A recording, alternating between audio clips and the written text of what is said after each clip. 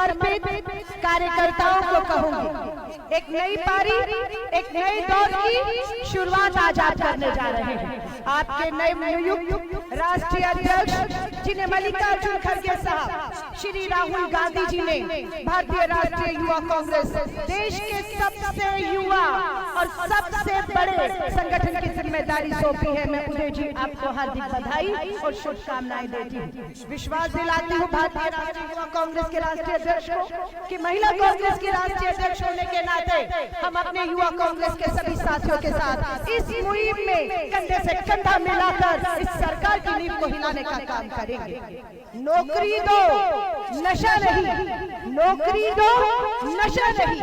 आज सच्चाई है, दिल्ली की सरकार में देश के गृह मंत्री आपके अपने खुद के राज्य गुजरात के बंदरगाहों पर हमारे पड़ोसी देशों से अफीम, नशा, चर्स सब गुजरात से देश में आ रहा है। आप पिछले 10 सालों से देश में आ रहे इस नशे को रोकने में पूरी तरह से विफल साबित हुए। ये दिखाता है देश के गृह मंत्री, प्रधानमंत्री जी कि ये देश में नशा का जो केंद्र है वो गुजरात और गुजरात के आपके पूंजीपति मित्रों के बंदरगाह बने हुए हैं। हम भी ठान कर बैठे। इससे पहले पूर्व अध्यक्ष श्री भाई हमारे बीच में एक ऊंचाइयों और बुलंदियों को उनकी अध्यक्षता में युवा कांग्रेस ने छुआ है। हमारे बीच में ताकत देने के लिए हमारी बड़ी वरिष्ठ नेता कुमारी शैलजा जी, सचिव पायलट जी, हमें मंच पर बहुत हमारे सीनियर लोग, सांसद अमेठी से भी हमारे आए हैं। सभी को कहूंगी हम पूरी ताकत बनकर आपके साथ खड़े हैं। आज कितने घर बर्बाद हो गए नशे में, आज वो माएं आपको दुआएं दे रही होंगी। अगर देश के कोने में वो माँ, वो पिता जिसने युवा आयु में अपने बेटों के हाथ में रोजगार देखने की उम्मीद की और उनके बेटों के हाथ में, बच्चों के हाथ में रोजगार नहीं, नशा था, नशा था। जिन बूढ़े कंधों को सहारों की जरूरत थी, उन बूढ़े माँ बाप के कंधों को जवान बेटों की जो अर्थी उठाते हुए हमने आपने देखा है। आज भारतीय राष्ट्रीय युवा कांग्रेस की नौकरी दो, नशा नहीं, ये मुहिम उन हजारों माँ बाप की उम्मीद की किरण बनकर आई। मैं उन्हें विश्वास दिलाती हूँ हम मेरी चोटी का जोर लगा देंगे। भाजपा राज्य हो या देश का कोई भी राज्य हो जहाँ से नशा फल फूल रहा है और सरकार को नशे के धंधों से काली कमाइयाँ आ रही हैं, और ये काली कमाइयाँ जो नशों से आ रही है वो सत्ताधारी दिल्ली में बैठी पार्टी अपने चुनावों पर लगा रही है। हम सबको मिलकर इन्हें विफल करना होगा। मैं जिस विधानसभा से विधायक रही, मैं पुलिस चौकियों तक जाती रही, आपको भी सामना करना पड़ेगा।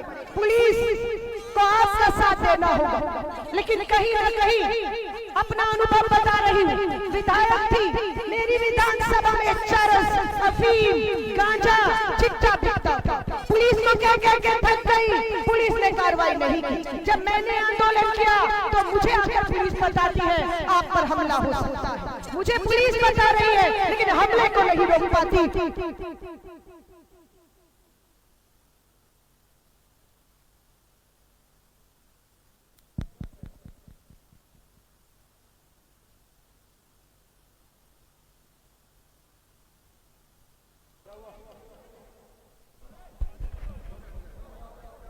हेलो, एक विधायक थी और मुझ पर हमला होता।